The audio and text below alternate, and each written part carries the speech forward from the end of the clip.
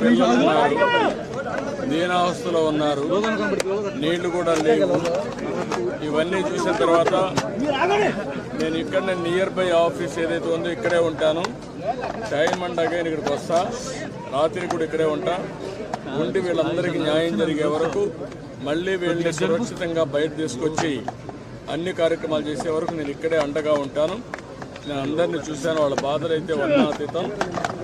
చాలా బాధపడుతున్నా. ఒకసారి నేచర్ గత పాలకుల యొక్క వైఫల్యం బుడమేరు బ్రిడ్జ్ అయింది, అది ఎవరు నోటీస్ చేయలేకపోయారు ఈ 3 నెలల్లో. అది ఎప్పుడో క్లోజ్ చేసి ఉండాల్సింది.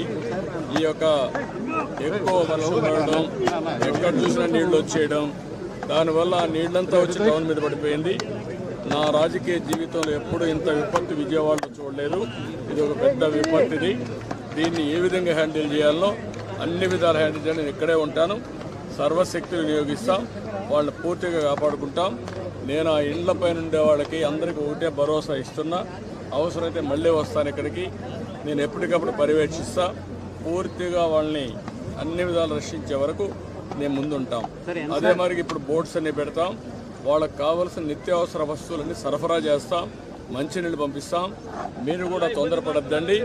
ఎందుకు నేను మిమ్మల్ని అందరినీ కోరుతున్నారంటే, ఇప్పుడు చేస్తానమ్మా, అదే ఇప్పుడు మరిగా ఇప్పటి నుంచి ఒక గంటకి అదేమా ఇప్పటి నుంచి ఒక 25,000 మందికి నేను నోటీస్ చేశాను.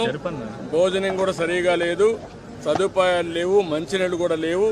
మొత్తం నేను డబ్ చేస్తాను, బోట్ల ద్వారా అవే పంపిస్తాను.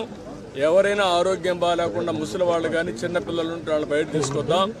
నేను ఒకటే ఈ ప్రాంతంలో అందరినీ కోరుతున్నా, బిల్డింగ్లు ఉన్నాయి, కింద ఉండే వాళ్ళందరినీ ఫస్ట్ ఫ్లోర్లో అట్లా మీరు అకామిడేట్ చేయండి. కష్టకాలంలో మానవతా దృక్పథాన్ని సహకరించండి. పూర్తిగా అందరినీ ఆదుకునే బాధ్యత నేను తీసుకుంటాను. ఆఫీసర్స్ అందరినీ పిలిపిస్తాను. నేను ఇక్కడే ఉంటాను, నేను ఎక్కడికి పోవడం లేదు, ఇక్కడే ఉంటా. ఇక్కడే నియరెస్ట్ ఆలోచిస్తున్నా. నియరెస్ట్ కలెక్టరేట్ అంటున్నారు, అంతకంటే ఇంకా దగ్గరగా ఉంటే ఆ బిల్డింగ్లో ఉంటా. రాత్రి కూడా ఎక్కడికి పోను, ఇక్కడే ఉంటా. మళ్ళీ వచ్చేవరకు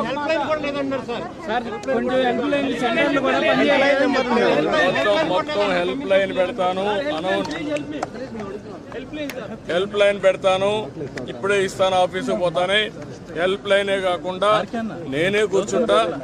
మీకు గంటకి మీకు న్యాయం జరిగే వరకు, అన్ని విధాలా కాపాడుకునే వరకు నేను ఇక్కడే ఉంటా, అన్నీ చేస్తాను. రెస్క్యూ టీంలు ఇక్కడ NDRF కావాలి, బోట్లు కావాలి, మనుషులు ఉన్నారు కానీ బోట్లు లేవు. ఏం చేయాలి అవన్నీ వర్కౌట్ చేస్తున్నా. బోట్స్ కూడా ఆర్గనైజ్ చేస్తాను. నేను వెళ్ళి కొంచెం ఆర్గనైజ్ చేసుకొని నేను మాట్లాడతాను. టైం టు టైం మీకు ఇన్ఫర్మేషన్ ఇస్తాను, ఎవ్రీ అవర్కి ఇస్తాను. ఓకే, ఆర్గనైజ్ చేస్తాను.